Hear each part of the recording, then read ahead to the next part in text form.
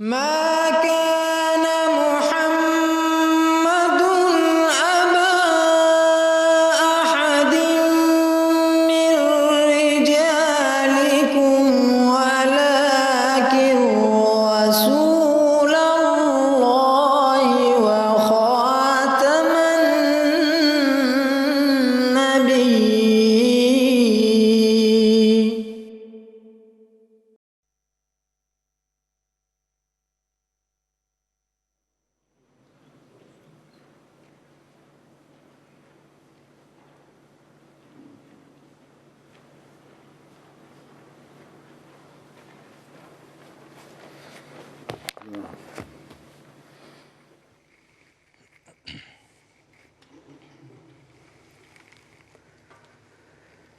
الله أكبر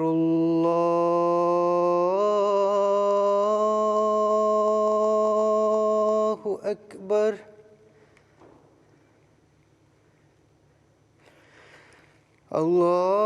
الله أكبر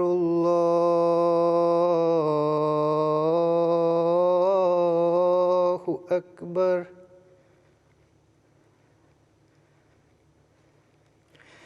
أشهد أن لا إله إلا الله.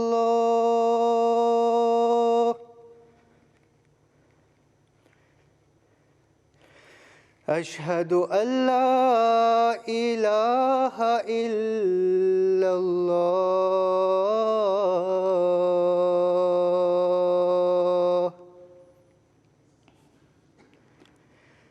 أشهد أن محمدًا رسول الله.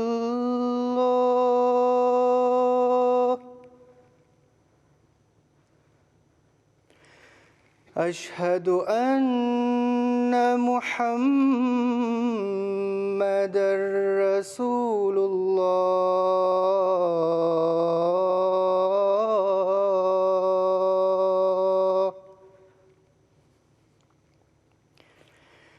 حي على الصلاة.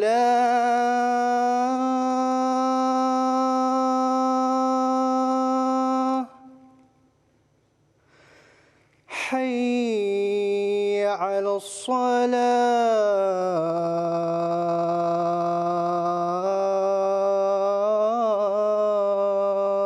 الصلاة. حي على الفلاح.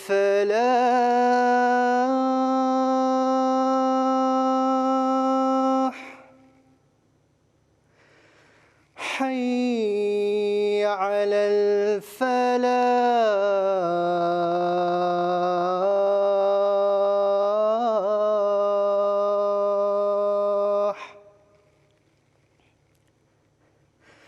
الله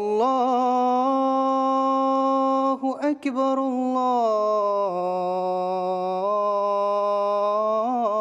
الله أكبر. لا إله إلا الله.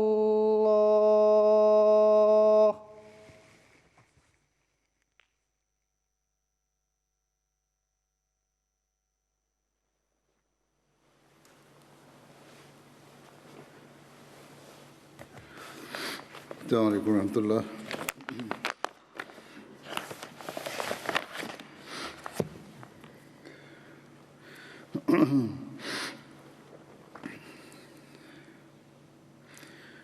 أشهد أن لا إله إلا الله وحده لا شريك له وأشهد أن محمدًا عبده ورسوله. أما بعد فأعوذ بالله من الشيطان الرجيم. بسم الله الرحمن الرحيم. الحمد لله رب العالمين الرحمن الرحيم مالك مالك يوم الدين إياك نعبد وإياك نستعين اهدنا الصراط المستقيم صراط الذين أنعمت عليهم غير المغضوب عليهم ولا الضالين.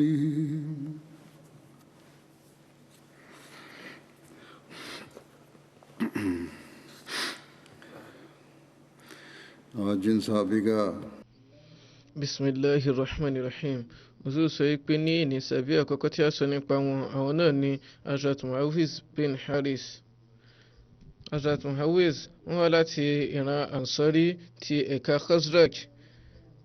Orúkọ bàbá Hazrat Muawiz òun náà ni Haris bin Rifa tí màmá wọn sì ń jẹ́ Afra binti Ubaid. Hazrat Muaz àti Hazrat Auf jẹ́ ọmọ ìyá wọn. Àwọn mẹ́tẹ̀ẹ̀ta yìí ó ní wọ́n á máa pè wọ́n pẹ̀lú orúkọ ìyá wọn gẹ́gẹ́ bí wọ́n ṣe ń pè wọ́n pẹ̀lú orúkọ bàbá wọn tí wọ́n sì máa mọ̀ wọ́n sí àwọn mẹ́tẹ̀ẹ̀ta sí Banu Afra.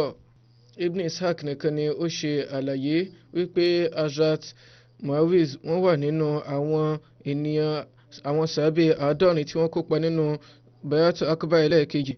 Hazrat Muawiz ṣe ìyè pẹ̀lú Qais tí wọ́n sì bí ọmọ méjì tí orúkọ wọn jẹ́ Hazrat Ruwayya bint Muawiz àti Hazrat Umaira bint Muawiz. Hazrat Muawiz àti àwọn ọmọ ìyá wọn méjèèjì Hazrat Muaz àti Hazrat Auf ni wọ́n ní àǹfààní láti kópa nínú ogun Badr. Nínú ogun Badr, Hazrat Muaz, Hazrat Auf àti Hazrat Muawiz tí wọ́n mọ̀ sí Banu Afra, àwọn àti ẹrú eléyìí tí wọ́n ti dá sílẹ̀ ẹni tí í ṣe Abu Amra, òun ni àwọn mẹ́rẹ̀ẹ̀rin ní ràkúnmí ẹyọ kan eléyìí tí wọ́n ń gùn ní ọ̀kọ̀ọ̀kan. Ẹgbàwá yìí ó ti wáyé nígbà tí à ń sọ̀rọ̀ nípa Hazrat Muaz ní àtẹ̀yìnwá, ṣùgbọ́n ní ibi báyìí náà á ní láti sọ nípa ti Hazrat Muawiz náà, èyí ni ó fà tí a ṣe ń sọ̀rọ̀ nípa rẹ̀.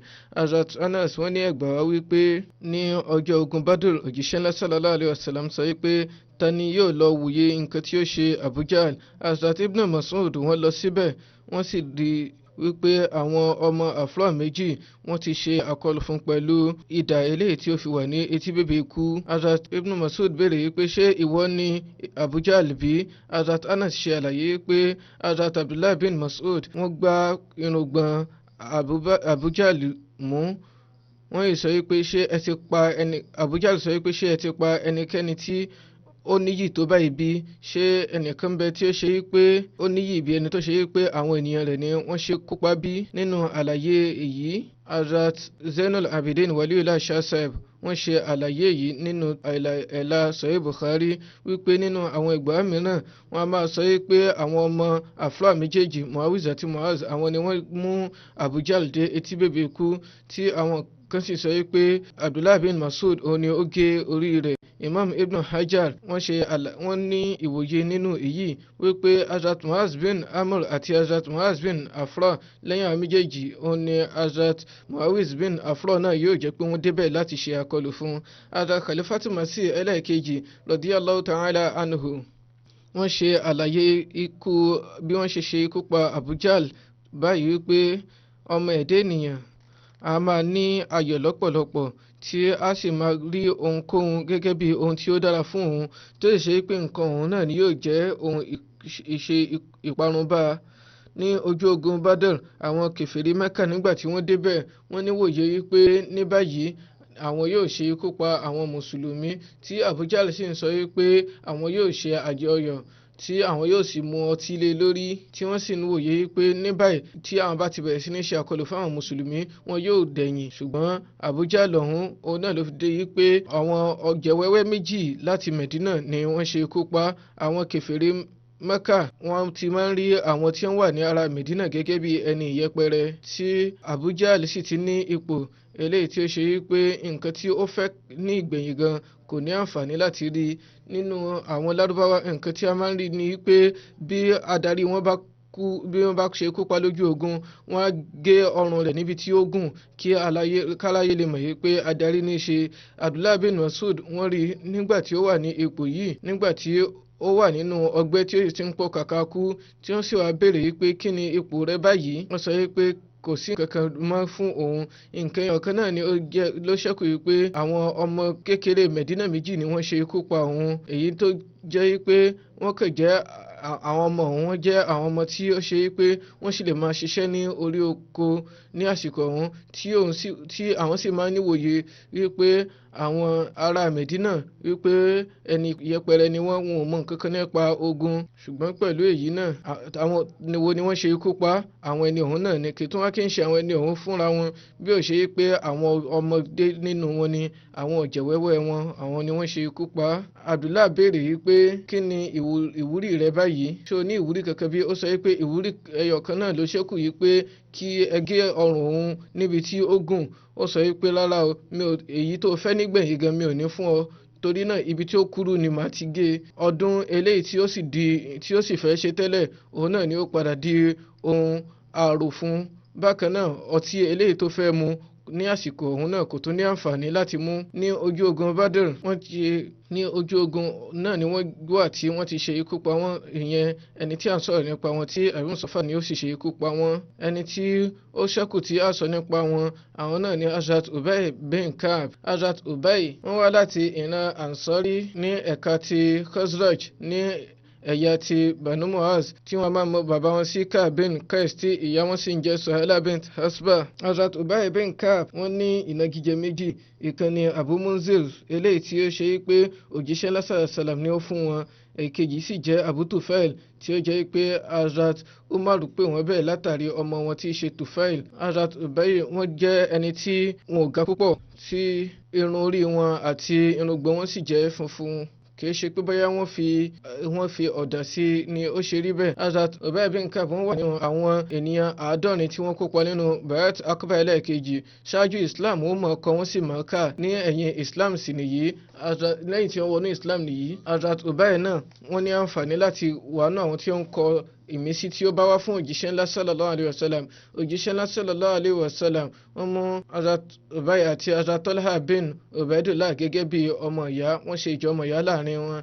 Nínú ẹgbàá mìíràn wọ́n sọ wípé wọ́n ṣe ìjọmọ̀ ìyá Hazrat Ubay pẹ̀lú Hazrat Sayyid bin Zaid ni. Nípa Hazrat Ubay bin Ka'b ọ̀rọ̀ wáyé pé Ọlọ́run bá fún òjíṣẹ́ náà sàlám ní àṣẹ yìí pé kí wọ́n ka àlùkùránì fún wọn, tí òjíṣẹ́ náà sàlám sì sọ yìí pé ẹni tí ó mọ àlùkùránì kà jù nínú àlùmọ̀ mi òun náà ni Ubay, tí wọ́n sì tún wà nínú ẹgbàá mìíràn yìí pé wọ́n ní ìmọ̀ àlùkùránì lọ́pọ̀lọpọ̀. Látàrí èyí ọ̀rọ̀ yóò wáyé nípa rẹ̀ ní ìgbà tí ó bá yá.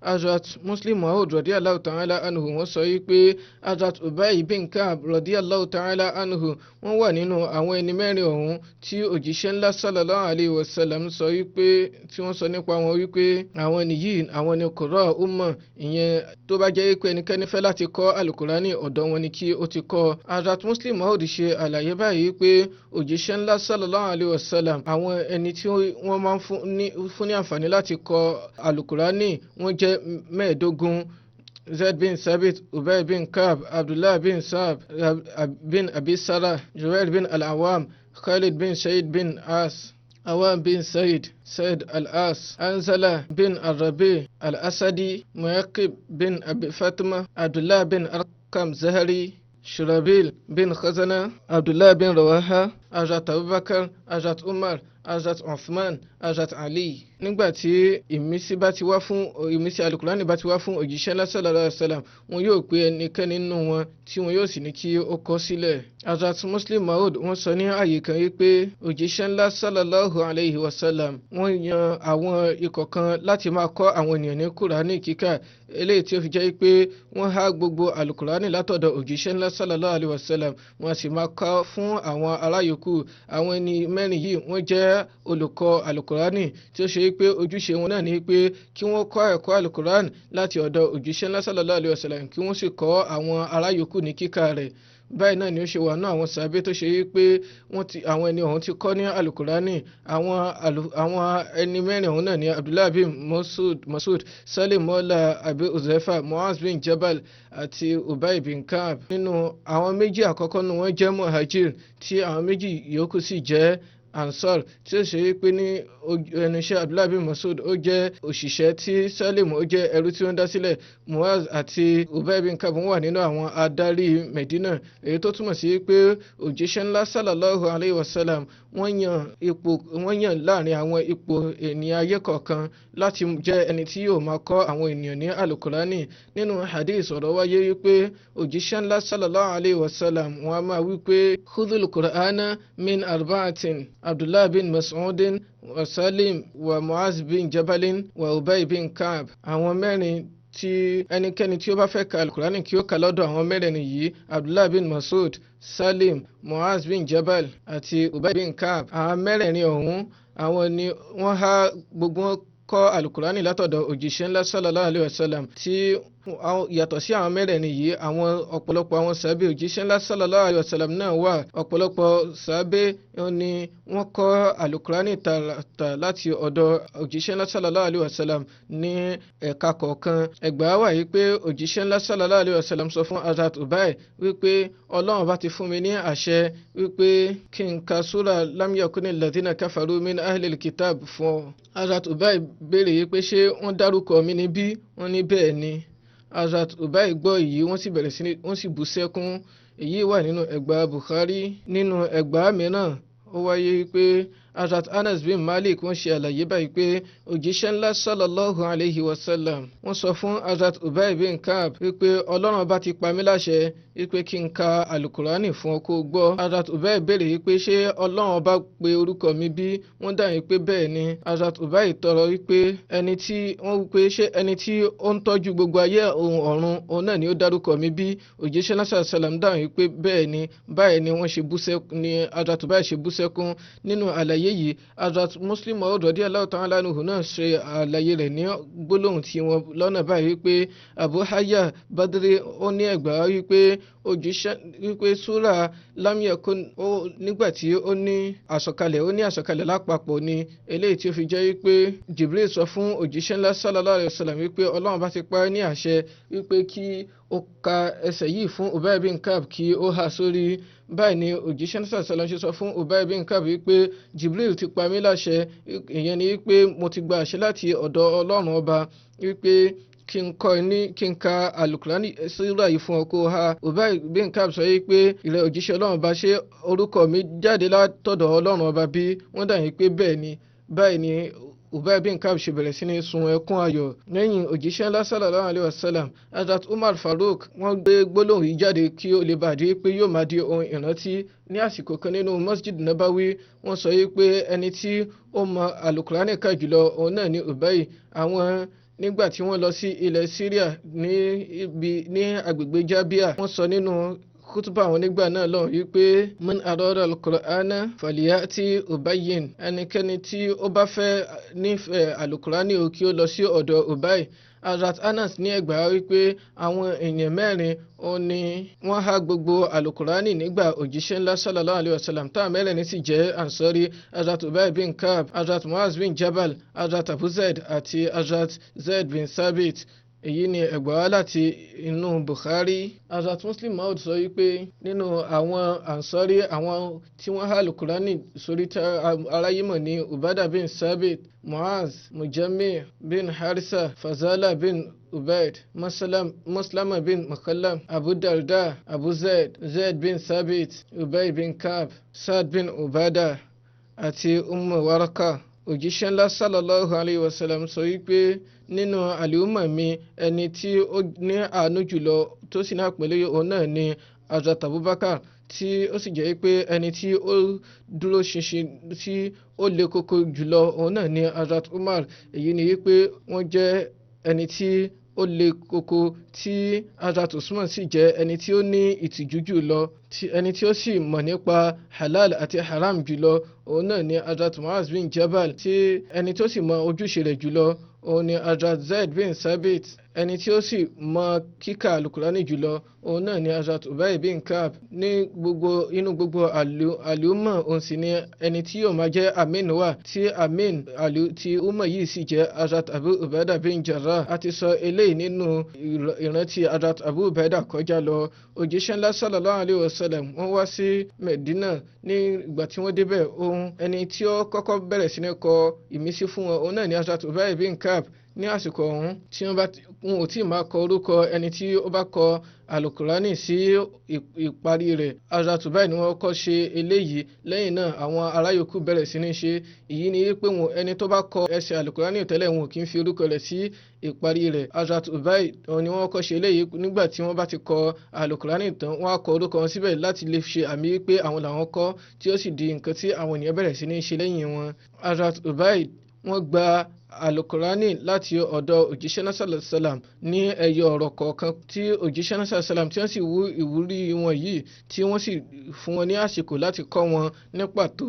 Àwọn ènìyàn wọn a máa nífòyà láti ìbéèrè lọ́dọ̀ òjíṣẹ́ náà sallallahu alaihi wasallam, ṣùgbọ́n Hazrat Ubay máa ń fẹ́ láti béèrè lọ́pọ̀lọpọ̀ látàrí ìwúrí wọn yìí. Kìí ṣe pé wọ́n máa ń fẹ́ béèrè, kìí ṣe pé bóyá wọn ò fẹ́ béèrè ìbéèrè ní tàwọn yòókù bí ó ṣe nípa ti ìfòyà nípa ipò ìjẹ́ òjíṣẹ́ ńlá sallallahu alaihi wasallam. Ìbéèrè tí àwọn sì ń béèrè yìí kìí ṣe nípa ti àfojúdi. Nígbà tí òjíṣẹ́ náà sallallahu alaihi wasallam yìí tí wọ́n rí ìwúrí wọn yìí, òjíṣẹ́ náà sallam náà bójú tó wọn dáadáa, kódà wọn a máa fún wọn ní ẹ̀kọ́ láì jẹ́ pé wọ́n béèrè. Ní ààyè kan òjíṣẹ́ náà sallam wọ́n kí ìrun fajr wọ́n wá gbàgbé ẹsẹ̀ kan. Hazrat Ubay wọn ò wà pẹ̀lú wọn láti ìbẹ̀rẹ̀ ìrun. Nígbà tí wọ́n sì parí ìrun ọ̀hún, òjíṣẹ́ náà sallam béèrè pé ṣẹ́nìkẹ́ni ṣó fura sí nǹkan tí mò ń kà bí? Àwọn ènìyàn dákẹ́. Lẹ́yìn náà wọ́n béèrè pé ṣé Ubay bin Ka'b wà níbí báyìí. Ní àsìkò ọ̀hún Hazrat Ubay bin Ka'b àwọn ṣẹ̀ṣẹ̀ parí ìrun tiwọn, eléyìí tí ó fi jẹ́ pé ìgbà tó jẹ́ pé rákà ẹlẹ́ẹ̀kejì òun ni wọ́n ti wọlé, torí náà wọ́n ti gbọ́ nǹkan tí wọ́n kà. Lára bẹ́ẹ̀ wọ́n ní ẹ ò ka ẹsẹ̀ báyìí. Wọ́n sọ pé èrè òjíṣẹ́ ńlá sallam bẹ́ẹ̀ ni ẹ̀ka ẹsẹ̀ báyìí ṣé a ti yọ kúrò ní àbí agbàgbé láti kà? Òjíṣẹ́ ńlá sallallahu alaihi wasallam sọ pé rárá o, mo gbàgbé láti kà ni. Lẹ́yìn náà òjíṣẹ́ ńlá sallallahu alaihi wasallam sọ pé mo mọ̀ wípé wọ́n sọ fún Hazrat Ubay pé mo mọ̀ wípé yàtọ̀ sí ìwọ kò sẹ́lẹ̀ òmíràn tí yóò fura sí èyí. Hazrat Ubay bin Ka'b wọ́n máa ṣe àlàyé pé mo wà nínú mọ́ṣáláṣí tí ẹnìkan fi wọ inú ilé wa tí ó sì bẹ̀rẹ̀ sí ní kírun. Ó wá ka alukurani ní ọ̀nà tí ó yàtọ̀. Lẹ́yìn náà ẹlòmíràn wá tí wọ́n sì bẹ̀rẹ̀ sí ní kírun tí wọ́n tó ka alukurani ní ọ̀nà ọ̀tọ̀. Nígbà tí wọ́n parí ìrun, gbogbo wa a lọ sí iwájú òjíṣẹ́ ńlá sallallahu alaihi wasallam. Mo sì tọrọ wípé ẹni yìí wọ́n ka alukurani ní ọ̀nà tí ó ṣe wípé ó yàtọ̀ sí nǹkan tí mo mọ̀. Lẹ́yìn náà ẹnìkejì náà wá, òun náà tó ka alukurani ní ọ̀nà ahọ́n tí ó tún yàtọ̀. Òjíṣẹ́ ńlá sallallahu alaihi wasallam wọ́n sọ fún àwọn méjèèjì wípé òjíṣẹ́ ńlá sallallahu alaihi wasallam sọ fún àwọn méjèèjì wípé ó dáná ẹ̀ka kí n gbọ́. Àwọn méjèèjì wọ́n ka àwọn ẹsẹ̀ ọ̀hún. Òjíṣẹ́ náà sallallahu alaihi wasallam sọ pé nǹkan tí wọ́n kà ó tọ́.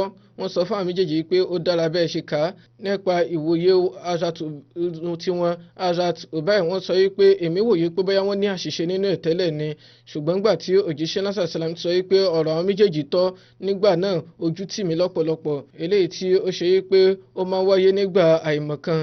Mi ò ní irú ìtìjú ọ̀hún bíi ṣáájú àsìkò ọ̀hún rí. Nígbà tí òjíṣẹ́ náà sallallahu alaihi wasallam tí wọ́n rí inú ipò ìtìjú tí mo wà, tí wọ́n rí ìtìjú lójú mi, báyìí ni òjíṣẹ́ náà sallallahu alaihi wasallam wọ́n ṣe fọwọ́ lé mi láyà. Ó dàbí ìgbà tí mo wà nínú ìfòyà lásìkò ọ̀hún tí mò ń rí Ọlọ́run ọba ni. Báyìí ni òjíṣẹ́ náà sallallahu alaihi wasallam ṣe sọ fún mi pé èrè Ubay wọ́n ti fún mi ní ìró wípé kí n fún ẹ wípé ká alukurani ní ahọ́n kan, torí náà mo fẹ́ kí ó wà ní ìrọ̀rùn fún àlùmọ̀ mi. Báyìí ni wọ́n ti ṣe fún mi ní ìró lẹ́lẹ́kejì wípé kí n ṣe alukurani ní ọ̀nà kíkà méjì. Mo tún sọ wípé mo fẹ́ kí ó jẹ́ ohun ìrọ̀rùn fún àwọn ènìyàn mi. Báyìí ni wọ́n ti sọ fún mi ní ẹ̀kẹta wípé ẹ ṣe ní ọ̀nà ahọ́n méje láti máa ka alukurani. Fún ìdí èyí ohun kọ̀ọ̀kan tí mo fún ẹ ní ìdáhùn rẹ̀ ó jẹ́ nǹkan tí ó ṣe wípé àwọn màláíkà ni wọ́n sọ fún mi wípé èyí ni ìró láti ọ̀dọ̀ Ọlọ́run ọba, eléyìí tí ó fi jẹ́ wípé ohun kan tí mo tọrọ òun náà ni mo gba ìdáhùn rẹ̀. Wọ́n ní lẹ́yìn náà mo wá tọrọ wípé ìrẹ Ọlọ́run ọba la àwọn àlùmọ̀ mi, ṣe àforíjìn fún àwọn àlùmọ̀ mi. Mo sì tún tọrọ ti ẹlẹ́ẹ̀kẹta wípé nípa ti ọjọ́ ọ̀hún, ọjọ́ tí yóò jẹ́ wípé ipò eléyìí tí Hazrat Ubay tí wọ́n ní nípa alukurani in tí ènìyàn fi lè mọ̀ òun náà ni èyí tí ó fi jẹ́ pé òjíṣẹ́ ńlá sallallahu alayhi wa sallam fúnra wọn a máa kọ́ wọn ní alukurani tààràtà. Nítorí náà nígbà tí wọ́n papòdà Hazrat Ubay òun ni wọ́n ka alukurani fún, tí wọ́n sọ pé Jibril wọ́n sọ fún mi pé kí n ka alukurani fún Ubay. Báyìí ni òjíṣẹ́ ńlá sallallahu alayhi wa sallam ṣe ka alukurani fún Ubay. Nígbà òjíṣẹ́ ńlá sallallahu alayhi wa sallam Hazrat Ubay wọn a máa ka alukurani fún ara Iran kan. Nígbà tí ó ka ẹsẹ̀ inna shajarata zakum ta'amul asim, nígbà náà asin ni àwọn pè nípa ahọ́n ti ara Iran tí wọn mọ ọ̀rọ̀ wọn pè dáradára. Nígbàkúgbà tí wọ́n bá ti ń pe yasin ni wọ́n máa ń pè làwọn ń pè. Èyí ó fún Hazrat Ubay ní ìfòyà pé báwo ni màá ṣe kọ́. Nígbà náà òjíṣẹ́ náà sàṣàlà wọ́n kọjá níbẹ̀ tí wọ́n sì rí inú ìfòyà tí wọ́n wà, wọ́n wá rusẹ̀. Ìgbà tí wọ́n sì gbọ́ ọ̀rọ̀ ọ̀hún, báyìí ni wọ́n ṣe sọ ní èdè Iran wípé sọ báyìí fún un wípé ta'amul asim ta'amul tasim. Èyí jẹ́ àyípadà ti ọ̀rọ̀ tí ṣe dot. Nígbà tí wọ́n sọ báyìí fún wọn, báyìí ni wọ́n ṣe pè ní ọ̀nà tí ó dára tí wọ́n pe asim ọ̀hún náà ni wọ́n padà wá rí pè ní àsìkò ọ̀hún. Ìgbà náà ni wọ́n pè ní ọ̀nà tí ó dáńtọ́. Lórí èyí wọ́n sọ fún òjíṣẹ́ fún Hazrat Ubay pé jẹ́ kí ahọ́n rẹ̀ kí ó bọ́ sí ọ̀nà tí ó tọ́, pé ní ọ̀nà ahọ́n tirẹ̀ kí ó lè bá gbọ́ àgbọ́yé bí yóò ṣe pé ní alukurani, kí o sì bójútó harafi rẹ̀. Ọlọ́run bá yóò san ní ẹ̀san rere. Ní ààyè kan ní àsìkò kan òjíṣẹ́ ńlá sallallahu alayhi wa sallam wọ́n ń ṣe kútúbà jímọ̀ lọ́wọ́. Báyìí ni wọ́n ka sura ti Bara'a. Èyí jẹ́ sura tí Hazrat Abu Darda àti Hazrat Abu Darda tí wọ́n mọ̀ nígbà náà. Nínú kútúbà ọ̀hún wọ́n ní ìtọ́ka sí Hazrat Ubay pé ìgbà wo ni wọ́n ní àsọ̀kalẹ̀ sura yìí, torí pé mi ò mọ̀ nípa rẹ̀ tẹ́lẹ̀. Hazrat Ubay sọ wọ́n ní àwọn náà tọ́ka sí wọn yìí pé kí wọ́n dákẹ́. Lẹ́yìn ìgbà tí wọ́n parí ìrun, àwọn ẹni ọ̀hún wọ́n wá bá Hazrat Ubay yìí pé èéṣe tí ó ṣe fún wa ní ìdáhùn lórí èyí. Hazrat Ubay sọ wípé ní èní ìrun tí yín ó ti bàjẹ́, nítorí wípé èmi ò sì fẹ́ jìn sọ́fìn rẹ̀ látàrí nǹkan tí ẹ̀yin ṣe. Báyìí ni wọ́n ṣe bọ́ síwájú òjíṣẹ́ náà sàṣàlà yìí pé báyìí ni Ubay ṣe wí. Òjíṣẹ́ náà sàṣàlà dáhùn yìí pé bẹ́ẹ̀ ni òdodo ni, nítorí pé ẹ ò ní ẹ̀tọ́ láti sọ̀rọ̀ nígbà tí kútúbà bá ń lọ lọ́wọ́.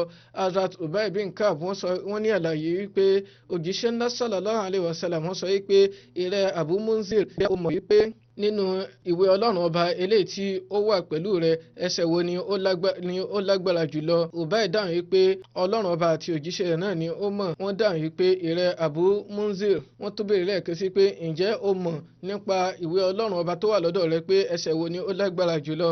Wọ́n dáhùn wípé mo dáhùn wípé Allahu la ilaha illa huwa al-hayyul qayyum. Wọ́n wípé òjíṣẹ́ náà sàṣàlà wọ́n fọwọ́ kàn mí ní àyà. Wọ́n sọ wípé ìrẹ Abu Munzir, ìmọ̀ rẹ ó ti kún fún ìbùkún. Èyí tó túmọ̀ sí pé ìdáhùn yìí ó tẹ́ òjíṣẹ́ ńlá lọ́rùn.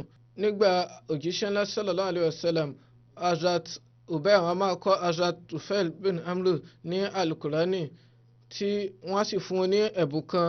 Báyìí ni Hazrat Ubay ṣe bọ́ síwájú òjíṣẹ́ ńlá sallallahu alayhi wa sallam tí wọ́n sì béèrè pé ibo ni ó ti mú èyí wá. Hazrat Ubay wípé akẹ́kọ̀ọ́ kan òun ni ó fún mi ní èyí gẹ́gẹ́ bí ẹ̀bùn. Òjíṣẹ́ ńlá sallallahu alayhi wa sallam wọ́n sọ wípé lọ dá padà kí o sì ṣọ́ra fún irú ẹ̀bùn báyìí ní ọjọ́ iwájú. Báyìí ló fi di pé akẹ́kọ̀ọ́ kan náà tó fún wọn ní aṣọ. Èyí sì ni wọ́n sì nǹkan ọ̀hún ni ó sì tún ṣẹlẹ̀ tí ó fi di pé wọ́n yẹra fún un. Báyìí ni ó ti di pé látìgbà náà wọn kì í gba ẹ̀bùn kankan látàrí pé wọ́n kọ́ àwọn ènìyàn ní Kùránì. Nígbà tí àwọn ènìyàn tí wọ́n bá ń kọ́ àwọn ènìyàn ẹ̀kọ́ láti ilẹ̀ Syria, tí yóò fi jẹ́ pé àwọn ará ilẹ̀ Syria wọn náà wọ́n á máa mú ẹni tí wọ́n á máa gbé oúnjẹ dání wá tí wọ́n bá ń ká wọn ní alukurani. Ṣùgbọ́n lásìkò ọ̀hún Hazrat Ubay àwọn kì í kópa. Hazrat Umar béèrè yìí pé báwo ni oúnjẹ Syria ṣe máa ń rí. Hazrat Ubay dáhùn yìí pé mi ò kì í jẹun lọ́dọ̀ wọn, oúnjẹ tèmi ni mo máa ń jẹ. Hazrat Ubay wọ́n kópa nínú ogun Badr, Uhud, Khandak àti àwọn ogun yòókù pẹ̀lú òjíṣẹ́ ńlá sallallahu alayhi wa sallam. Nínú ogun Uhud ọfà kan bá wọn tí ó sì jẹ́ kí ẹ̀jẹ̀ pọ̀ ní ara wọn. Báyìí ni òjíṣẹ́ náà sàlám ṣe fi oníwòsàn kan ránṣẹ́ sí wọn eléyìí tí ó jẹ́ kí wọ́n gé apá ibẹ̀ kúrò ní ara wọn. Ní ìgbà ogun Uhud ìṣẹ̀lẹ̀ kan wáyé eléyìí tí a ti ṣàlàyé kọjá, màá ní láti ṣàlàyé rẹ̀ ní ibi bákan náà pé lẹ́yìn ogun òjíṣẹ́ ńlá sallallahu alayhi wa sallam wọ́n sọ fún Hazrat Ubay bin Ka'b wípé ẹ lọ wo àwọn ènìyàn tí wọ́n wà nínú ọgbẹ́. Nígbà tí wọ́n sì lọ wọ́n dé ọ̀dọ̀ Sa'd bin Rabi tí wọ́n ti wà nínú ọgbẹ́ tí wọ́n sì ń pọ̀ kàkà kú lọ́wọ́. Wọ́n sọ wípé ìró wo ni ẹ fẹ́ fún àwọn ènìyàn yín? Báyìí ni Hazrat Sa'd ṣe dáhùn pẹ̀lú ẹ̀rín músẹ́ yìí pé mo ti ń retí kí ẹnìkan kó wá sọ̀dọ̀ mi kí n fún ní ìró yìí, nítorí náà gba ọwọ́ mi kí o sì ṣe májẹ̀mú wípé wàá jíṣẹ́ mi. Kí wá ní iṣẹ́ ọ̀hún? Iṣẹ́ ọ̀hún náà ni wípé àwọn ọmọ ìyá mi kí wọ́n àwọn mùsùlùmí kí wọ́n sálámù sí ọmọ ìyá mi, kí wọ́n sì sọ fún àwọn ìran mi wípé òjíṣẹ́ lásà sálàmù àmánà ńlá ni wọ́n jẹ́ fún ìran wa, nítorí náà a ní láti fi ẹ̀mí wa dáàbò bò wọ́n. Báyìí àwa tí ń lọ ó ti wá di ìwọ tiyín kí ẹ̀yin náà kí ẹ dáàbò bò àmánà ọ̀hún. Kò gbọ́dọ̀ jẹ́ pé ẹ fi kùdìẹ̀kudiẹ hàn nínú ìdáàbòbò àmánà yìí. Ní ọdún kẹsàn-án hijira nígbà tí zakat tí ó di ohun ọ̀ranyàn tí òjíṣẹ́ ńlá sallallahu alayhi wa sallam tí wọ́n sì máa rán àwọn ènìyàn láti lọ gba zakat jọ. Báyìí ni wọ́n ṣe rán Ubay lọ sí ìran Banu Adal àti Banu Sa'd. Ní ààyè kan Hazrat Ubay wọ inú ìletò kan eléyìí tí ó fi di wípé oníkálukú da gbogbo àwọn ẹranko wọn síta wípé kí wọ́n mú àwọn èyí tí wọ́n bá fẹ́ láti mú gẹ́gẹ́ bí zakat. Báyìí ni wọ́n ṣe mú ràkúnmí méjì. Ẹni tí ó ń fi ìjù sílẹ̀ yìí lélẹ̀ ó sọ wípé kí ni àǹfààní tẹ́ ṣe mú èyí, kò ṣeé gùn, bẹ́ẹ̀ sì ni kò ní fi wàrà sílẹ̀, nítorí náà tí ẹ bá fẹ́ ẹ lè mú àwọn èyí tí ó dáńtọ́ yìí. Hazrat Ubay dáhùn wípé eléyìí ò ní láéláé rí bẹ́ẹ̀, mi ò ní lè ṣe nǹkan tí ó tako ìlànà òjíṣẹ́ ńlá sallallahu alayhi wa sallam. Nǹkan tí ó dára jùlọ náà ni pé kí o tẹ̀lé mi. Mẹ̀dínà ò jìnnà sí ibi báyìí, kí o lọ síwájú òjíṣẹ́ ńlá sallallahu alayhi wa sallam. Ìlànà tí wọ́n bá sì fi lélẹ̀ kí o tẹ̀lé. Eléyìí tẹ́ wọn lọ́rùn tí Hazrat Ubay wọ́n sì mú àwọn ràkúnmí ọ̀hún tẹ̀lé Hazrat Ubay tí wọ́n sì bọ́ síwájú òjíṣẹ́ ńlá sallallahu alayhi wa sallam. Wọ́n sì tún ọ̀rọ̀ wọn wí. Báyìí ni òjíṣẹ́ ńlá sallallahu alayhi wa sallam sọ wípé tí ó bá jẹ́ pé nǹkan tí o fẹ́ nìyí kó fi jẹ́ pé àwọn ràkúnmí rẹ tó tóbi jù ló fẹ́ fi lélẹ̀, torí náà fi lélẹ̀ yóò ní ìtẹ́wọ́gbà tí Ọlọ́run bá yóò sì san ní ẹ̀san rẹ̀. Àwọn ràkúnmí ọ̀hún òun ni wọ́n kó wọn síwájú òjíṣẹ́ náà sallallahu alayhi wa sallam. Wọ́n sì darí nígbà Hazrat Abubakar nípa ni wọ́n bẹ̀rẹ̀ iṣẹ́ ètò alukurani àti àkójọ rẹ̀. Àwọn sàbẹ̀ eléyìí tí wọ́n fún ní ojúṣe yìí Hazrat Ubay ni wọ́n fi ṣe adarí wọn, tí wọ́n máa ka àwọn ọ̀rọ̀ alukurani tí àwọn ènìyàn sì máa kọ wọ́n sílẹ̀. Àwọn jàmáà yìí nítorí pé wọ́n pé oríṣiríṣi ènìyàn, torí náà wọ́n ní láti máa pe àwọn ọ̀rọ̀ fún ẹlẹ́yọ kọ̀ọ̀kan. Torí náà ìgbà tí wọ́n débi sura súnmọ́ sọ̀rọ̀ fún sarafallahu qulubahum, ìyẹn ẹsẹ̀ yìí bí sarafallahu qulubahum bí annahum qawmun la yafqahun. Nígbà tí wọ́n bẹ̀rẹ̀ sí ní kọ́, àwọn èèyàn sọ wípé èyí ni ẹsẹ̀ tí ó ní àsọ̀kalẹ̀ ní ìgbẹ̀yìn. Hazrat Ubay dáhùn wípé lálá o, lẹ́yìn rẹ̀ òjíṣẹ́ náà sàlám fún mi ní ẹsẹ̀ méjì mìíràn, èyí kọ́ ni ti ìgbẹ̀yìn bí ó ṣe yí pé wọ́n jẹ́ èyí tó wà ṣáájú méjì tí ó gbẹ̀yìn. Hazrat Umar nígbà tí khilafa wọ́n sọ àwọn ọ̀pọ̀lọpọ̀ ọ̀rọ̀ tí ó ṣe, wọ́n gbé àwọn àgbékalẹ̀ tí ó ṣàǹfààní lélẹ̀ eléyìí tí Majlisi Shura náà wà nínú wọn. Majlisi Shura nígbà Hazrat Umar òní ó wáyé. Àgbékalẹ̀ yìí ó kún fún àwọn ènìyàn nínú àwọn ìjà Muhajirin àti Ansar eléyìí tí Hazrat Ubay bin Ka'b náà sì wà nínú wọn. Ní ẹnìkan tí orúkọ rẹ̀ ń jẹ́ Jabir bin Jubair ó ní àlàyé yìí pé nígbà khilafa Hazrat Umar mo lọ sí iwájú wọn fún ojúṣe kan. Ẹnìkan dúró sí ọ̀dọ̀ Hazrat Umar nígbà náà tí aṣọ rẹ̀ tí ó jẹ́ funfun, tí wọ́n sọ pé ẹni yìí ó ní ohun tí yóò ṣàǹfààní fún wa ní ilé ayé àti ní ọjọ́ ìgbéǹde, ó sì ní ọrọ̀ eléyìí tí yóò ṣàǹfààní fún wa ní ọjọ́ ìgbéǹde bákan náà. Mo béèrè pé èrè Amirul Mu'minin ta ni ẹni yìí? Hazrat Umar dáhùn wípé ẹni yìí ni adarí àwọn mùsùlùmí, ẹni tí í ṣe Ubay bin Ka'b. Hazrat Abdurrahman bin Abd Kari wọ́n ní ẹgbà wá wípé ní òru inú oṣù Ramadan kan mo bọ́ sí ọ̀dọ̀ Hazrat Umar tí mo sì rí pé àwọn ènìyàn wọ́n dúró sí agbọn kọ̀ọ̀kan tí ẹlòmíràn ó ń kírun tirẹ̀ ó ń dànù tiẹ̀ kí ẹlòmíràn sì ń kírun pẹ̀lú àwọn ènìyàn péréte. Hazrat Umar wọ́n sọ wípé mo gbọ́ yé wípé bí mo bá ní láti kó wọn jọ tí mo yan ẹnìkan fún wọn yóò dára. Látara bẹ́ẹ̀ wọ́n ṣe ìpinnu yìí wọ́n sì kó gbogbo wọn jọ sí ẹ̀yìn Hazrat Ubay bin Ka'b. Èyí ni wípé á jẹ́ pé wọ́n yan náfìlà ní alẹ́ ọjọ́ náà lọ́hùn. Hazrat Ubay wọ́n wà nínú àwọn àgbààgbà ọ̀hún tí òjíṣẹ́ ńlá sallallahu alayhi wa sallam tí wọ́n fún ní ọ̀pọ̀lọpọ̀ hadith. Èyí ni ó fà tó fi jẹ́ wípé ọ̀pọ̀lọpọ̀ sàábé wọ́n jẹ́ akẹ́kọ̀ọ́ wọn nínú ẹ̀kọ́ hadith.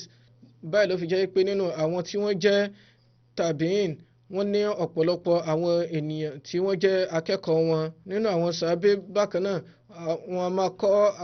àwọn sàábé a máa kọ́ ẹ̀kọ́ hadith látọ̀dọ̀ wọn. Hazrat Umar bin Khattab, Hazrat Ayub Ansari, Hazrat Ubadah bin Sabit, Hazrat Abu Huraira, Hazrat Abu Musa Ash'ari, Hazrat Anas bin Malik, Hazrat Abdullah bin Abbas, Hazrat Sa'id bin Sa'd, Hazrat Zulman bin Sald. Gbogbo wọn pátápátá wọ́n wà nínú àwọn tí wọ́n jẹ́ àǹfààní nínú ẹ̀kọ́ hadith Hazrat Ubay. Nígbà tí Asad bin Obaba tí wọ́n wá sí Medina wọ́n ní mi ò rí ẹnikẹ́ni tí ó dàbí Hazrat Ubay bin Ka'b. Àsìkò òrun ni ó tó tí àwọn Hazrat Umar sì wọlé wá tí ẹnikẹ́ni wọ́n ṣe àsìkò wà láti kọ́ ẹ̀kọ́ kan. Báyìí ni ìgbà tí wọ́n parí ìrun Hazrat Ubay dìde tí wọ́n sì fún àwọn ènìyàn ní hadith òjíṣẹ́ náà sálàm. Wọ́n sọ ọ̀rọ̀ ọ̀hún ní ohùn rárá eléyìí tí gbogbo ènìyàn tẹ́tí sí. Eléyìí lápa lára Qais lọ́pọ̀lọpọ̀. Obìnrin kan wá sí ọ̀dọ̀ Hazrat Umar wọ́n sì sọ pé ọkọ mi ó ti papòdà mo sì wà nínú oyún. Nítorí náà kí ni ọ̀rọ̀ nípa ètò wọn máa mú ọ̀rọ̀ ètò nípa fíkù wá nígbà náà. Báyìí ni ó fi di pé obìnrin ọ̀hún ó wá ó sọ pé mo lóyún ọkọ mi sì ti papòdà. Nígbà tí ó ti wá papòdà yìí tí oyún sì ti hàn lára mi tí àsìkò idat mi ó sì pé kò tíì pé wọ́n ní idat mi ò tíì pé tí mo sì bímọ ṣáájú kí ó tó di wípé mo bímọ ọ̀hún. Nítorí náà kí ni màá ní láti ṣe? Hazrat Umar sọ wípé àwọn àsìkò rẹ wà ní láti mú pé ìyẹn ni pé àsìkò eléyìí tí ń bẹ fún opó ó gbọ́dọ̀ pé. Ní àsìkò ọ̀hún òun ni Hazrat Ubay wọ́n wá sí ọ̀dọ̀ Hazrat Umar tí wọ́n sì béèrè ọ̀rọ̀ yìí lọ́wọ́ wọn. Nǹkan tí bí wọ́n ṣe béèrè yìí wọ́n ṣàlàyé ìdáhùn tí Hazrat Umar fi lélẹ̀. Báyìí ni Hazrat Ubay sọ fún wọn wípé lọ sí ọ̀dọ̀ Hazrat Umar wípé Ubay sọ wípé obìnrin yìí ó ti lo àsìkò rẹ̀ pé tí wọ́n bá béèrè ohunkóhun ibi báyìí ni màá wà. Obìnrin yìí lọ sí ọ̀dọ̀ Hazrat Umar ó sì sọ wípé ó dáná lọ pé Hazrat Ubay wá. Hazrat Ubay dé Hazrat Umar sọ pé ibo ni ẹ ti rí èyí? Hazrat Ubay dáhùn wípé nínú Al-Qur'an ni. Báyìí ni wọ́n ṣe ka ẹsẹ̀ wa ublatul ahmali ajalahunna an yada'na hamlahunna. Nípa ti àwọn tí wọ́n bá lóyún o ìgbà tí ìdá wọn yóò pin òun náà nígbà tí wọ́n bá ti bímọ. Torí náà ẹni tí tó jẹ́ opó yìí ó wà nínú wọn tí mo sì gba àdìsí látọ̀dọ̀ òjíṣẹ́ ńlá sallallahu alaihi wasallam. Hazrat Umar sọ wípé nǹkan tí ó wí yìí òun náà ni kó tẹ́tí sí. Èyí ni pé nǹkan tí wọ́n wí òun náà ni ó tọ́ kí o sì tẹ̀lé. Ìyẹn tí Hazrat Ubay wí àbúrò bàbá òjíṣẹ́ ńlá sallallahu alaihi wasallam ó jẹ́ ilé rẹ̀ ó gbé ìyẹn Hazrat Abbas ó wà ní tòsí. Báyìí ló fi di tòsí mọ́ṣáláṣí. Báyìí ni wọ́n ṣe tọrọ wípé kí wọ́n fi kún ara mọ́ṣáláṣí. Báyìí ni Hazrat Abbas sọ wípé rárá mi ò ní ṣe báyìí. Wọ́n ní ó dáa náà ẹ fi ṣe ìjù sílẹ̀. Hazrat Abbas sọ wípé rárá mi ò ní ṣe bẹ́ẹ̀. Hazrat Umar sọ fún wípé ó dáa náà ẹ fúnra yín ẹ jẹ́ kí mọ́ṣáláṣí yìí kí ó gbòòrò sí i torí yóò ṣàǹfààní fún àwọn àlùmọ̀ kí ó sì jẹ́ wípé ilé tiyín náà yóò wà nínú rẹ̀. Báyìí ni eléyìí kò tó tẹ́ Hazrat Abbas náà lọ́rùn. Wọ́n sọ wípé ó dáa náà wà ní láti gbà kan nínú mẹ́tẹ̀ẹ̀ta yìí. Hazrat Abbas sọ wípé mi ò ní gbà kankan nínú mẹ́tẹ̀ẹ̀ta yìí. Báyìí ni àwọn méjèèjì ṣe gbé ọ̀rọ̀ yìí sí ọ̀dọ̀ Hazrat Ubay.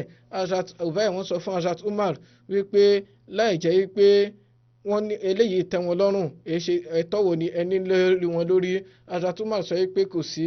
Hazrat Umar wá béèrè wípé nípa yìí ṣé àṣẹ ìdájọ́ yìí sínú Al-Qur'an lẹ́tí mú ni àbínú hadith?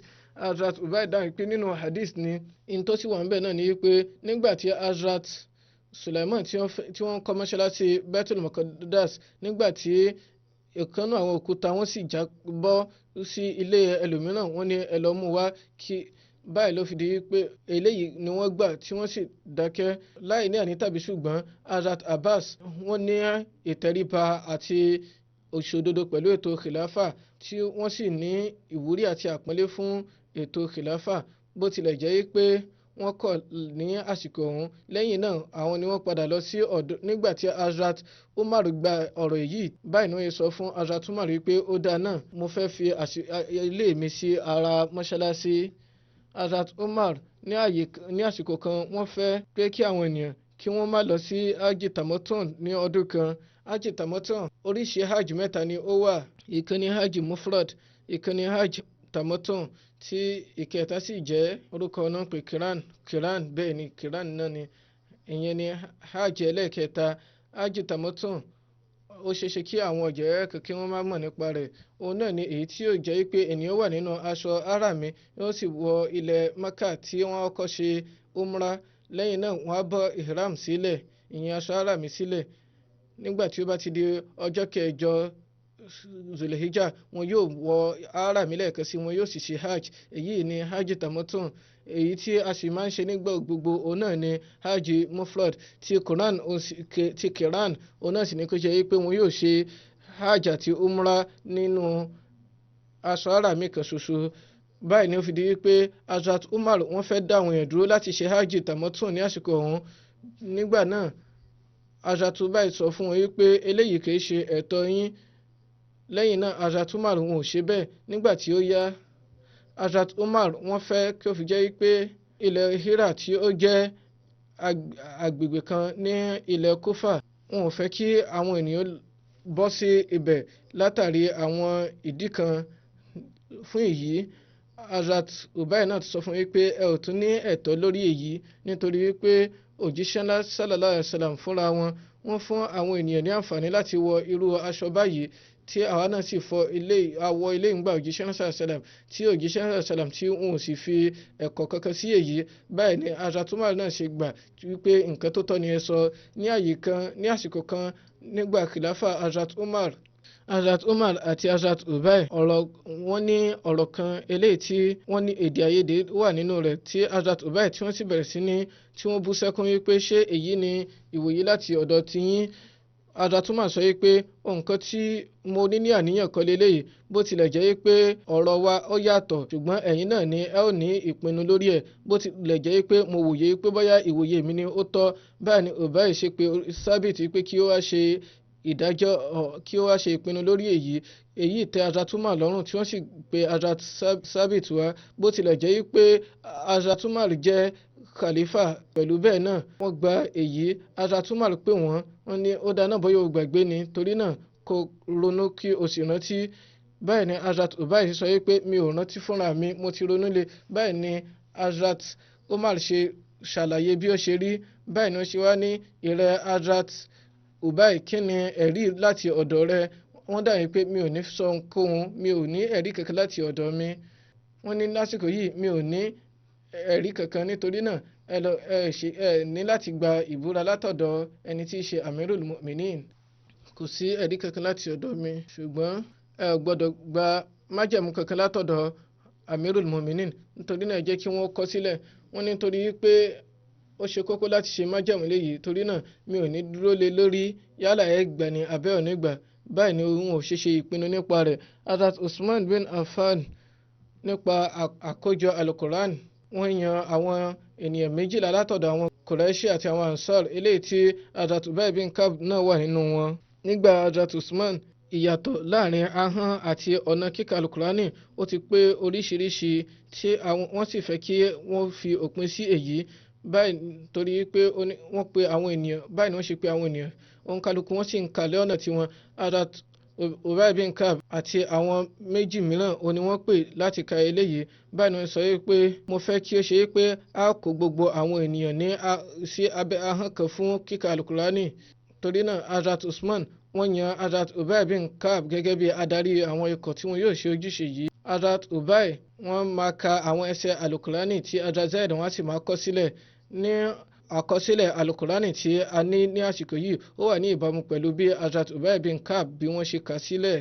Utay bin Zamara ń sọ wípé mo wí fún Ubay bin Ka'b wípé ẹ̀yin tí ẹ jẹ́ sàbẹ̀ òjíṣẹ́ ńlá sallallahu alayhi wa sallam kí nìkan tí ó wáyé láàrin yín pé àwa á wà láti ilẹ̀ jíjìn kí a lè bá gbọ́ ìró àti ìṣẹ̀lẹ̀ kọ̀ọ̀kan àti ẹ̀kọ́ látọ̀dọ̀ yín, ṣùgbọ́n nígbà tí a bá ti dọ́dọ̀ yín ẹ máa ń fi ojúlé náà àwọn ọ̀rọ̀ wa bí ẹni pé ọ̀rọ̀ wa ò tiẹ̀ jámọ́ kankan níwájú yín.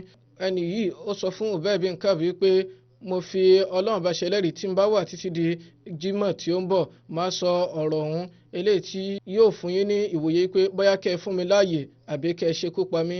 Ní ọjọ́ Jímọ̀ ọ̀hún wọ́n sì rí i pé àwọn ènìyàn bẹ̀rẹ̀ sí ní sọ̀rọ̀ tí ò tọ́ síra wọn. Mo sọ pé kí nìkan tí ó ṣẹlẹ̀ sí àwọn ènìyàn ọ̀hún. Wọ́n ní ṣé ẹ wá láti inú ìlú yìí ni? Mo dáhùn pé rárá. Wọ́n sọ pé ní báyìí adarí àwọn mùsùlùmí Ubay bin Ka'b ó ti papòdà. Ẹnìyàn sọ pé mo fi Ọlọ́run ṣẹ̀rí mi ò tí ì rí irú ọjọ́ ọ̀hún tí ìbànújẹ́ wà gẹ́gẹ́ bí ọjọ́ tí Ubay bin Ka'b ṣe papòdà. Ó ṣeéṣe bóyá nǹkan tí ẹni ọ̀hún wí òun náà ní pé Ọlọ́run ọba ó là wọ́n kúrò nínú ọ̀rọ̀ ọ̀hún eléyìí tí wọn ò fẹ́ ṣe ní àlàyé tí wọ́n fẹ́ fúnra wọn ṣe àlàyé. Ọlọ́run bá ní ó sì mọ nǹkan tí ó wà nínú ọ̀rọ̀ ọ̀hún, ṣùgbọ́n wọ́n ṣe àlàyé pé àwọn ò tí ì rí ọjọ́ ọ̀hún eléyìí tí ó dúró gbé ẹni gẹ́gẹ́ bí ó ti dúró gbé Ubay bin Ka'b yìí. Hazrat Ubay bin Ka'b wọ́n ní ẹgbàá wípé wọ́n máa ń parí alukurani ní ẹ̀ẹ̀mejì láàrin ọjọ́ mẹ́jọ. Èyí ni ipò Hazrat Ubay wípé wọn yóò dúró sí ara ìkan nínú àwọn òpó mọ́ṣáláṣí ìyẹn òjíṣẹ́ sálàm wọ́n máa dúró sí ara ipò mọ́ṣáláṣí ìyẹn igi dàbínù kan. Lẹ́yìn náà ìgbà tí wọ́n ṣe múbàrí fún wọn wọ́n bẹ̀rẹ̀ sí ní ṣe kútúbà látara rẹ̀. Lẹ́yìn náà wọ́n ní igi yìí nígbà tí wọ́n bẹ̀rẹ̀ sí ní lo nǹkan mìíràn ó bẹ̀rẹ̀ sí ní sọ ẹkún báyìí ló fi di wípé òjíṣẹ́ náà sálàm bọ́ sí ara rẹ̀ wọ́n sì fọwọ́ rẹ̀ bí ìgbà tí wọ́n bá fọwọ́ rẹ̀ ọmọ kékeré.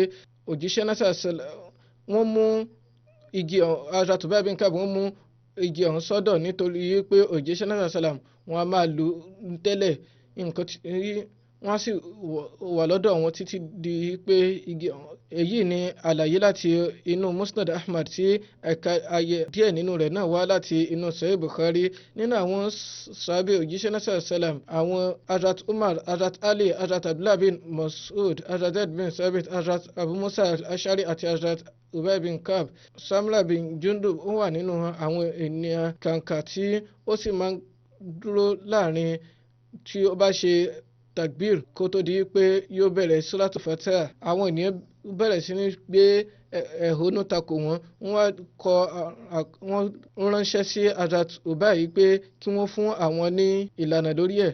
Báyìí ni Hazrat Ubay ṣe dáhùn pé nǹkan tí ẹ̀ ń ṣe yìí wọ́n kọ sílẹ̀ fún pé nǹkan tí ẹ̀ ń ṣe yìí ó wà ní ìbámu pẹ̀lú ṣẹ̀ríà. Àwọn tí wọ́n sì ń ṣe àtakò àwọn ni wọ́n ń ṣe nǹkan tí kò tọ́. Hazrat Suhaid bin Ghafla, Zaid bin Sajan àti Sulaiman bin Rabi'a wọ́n lọ papọ̀ sí ojú ogun kan. Wọ́n dé ilẹ̀ Uzaib jẹ́ ìpẹ̀tẹ́lẹ̀ kan tí ó jẹ́ ti àwọn Banu Wadi tí ó sì jẹ́ ibi tí omi wà tí ó sì wà ní ibùsọ̀ 4 sí Qadisiyya. Wọ́n rí ogun kan níbẹ̀ wọ́n sọ pé ẹ fi lélẹ̀ bóyá yóò jẹ́ ti ogun ó ṣeéṣe kó jẹ́ ogun ti mùsùlùmí kan. Wọ́n ní rárá ó dára kí ó jẹ́ pé yóò wà ní ọ̀dọ̀ mi. Lẹ́yìn èyí Suhaib wọ́n fẹ́ láti ṣe hajj nígbà tí wọ́n sì ní láti lọ sí Medina. Wọ́n dé ọ̀dọ̀ Ubay wọ́n sì ṣe àlàyé nípa ohun tí wọ́n rí yìí.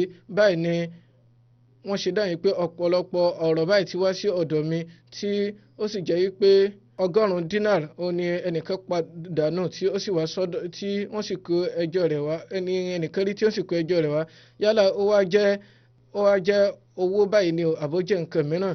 Nǹkan tí yóò jẹ́ ìlànà rẹ̀ ni pé wọ́n ní ẹ bẹ̀rẹ̀ sí ní kéde fún àwọn ènìyàn nígbà tí ẹ bá rí ẹni tí ó ní ẹ ní láti dúró fún ọdún kan. Lẹ́yìn náà tí ẹ bá rí ẹ ní láti tún dúró fún ọdún mìíràn. Nígbà tí ó bá ti wá di ọdún méjì èyí ni pé ní ọdún àkọ́kọ́ ẹ kéde, ní ọdún kejì ẹ sì máa fi àmì rẹ̀ lélẹ̀ pé tí ẹ bá rẹ́ni tí ó tọrọ rẹ̀ tí ẹ ò bá sì rí yóò padà dé tiyín lẹ́yìn ọdún méjì. ẹnìkan sọ ọ̀rọ̀ eléyìí tí ó bí Hazrat Ubay nínú. Ó ní ẹnì wá dàn yín pé mi ò sọ ọ̀rọ̀ tí ò tọ́, ṣùgbọ́n báyìí ni Hazrat Ubay dàn yín pé kò sí ẹ̀tọ́ nínú mọ́ṣáláṣí kí a máa ṣe ìkéde ohun ayé látọ̀dọ̀ Hazrat Ubay oríṣiríṣi nípa bí wọ́n ṣe papòdà. Àwọn kan sọ wípé nígbà Hazrat Umar ni wọ́n papòdà ní ọdún 22 ìjìrà, tí àwọn kan sì sọ wípé 30 ọdún ìjìrà ní àsìkò Hazrat Usman ni. Èyí sì ni nǹkan tí ó tọ́ jùlọ, nítorí pé Hazrat Usman wọ́n yan Hazrat Ubay láti ṣe adarí àwọn tí yóò kó àkọsílẹ̀ alukurani jọ. Wọ́n ní Hazrat Ubay ní ọmọ méjì tí wọ́n sì tún mọ ọmọ kan náà sí Ummi Amru. Ìyá àwọn tí wọ́n bí ọmọ náà fún náà ní Ummu Tufail.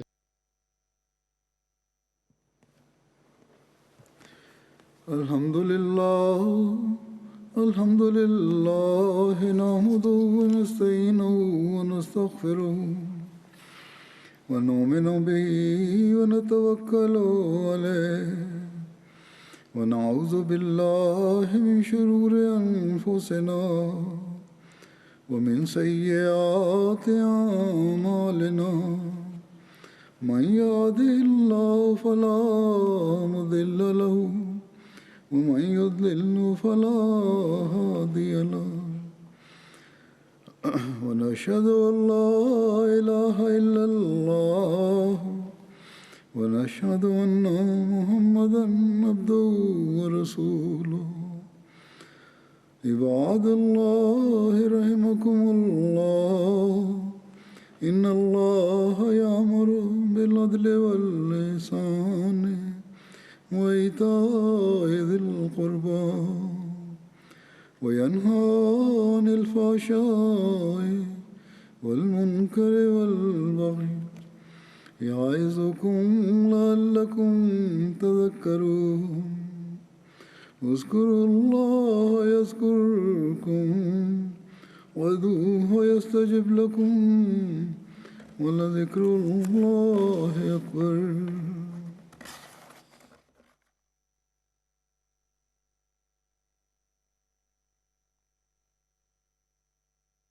ما كان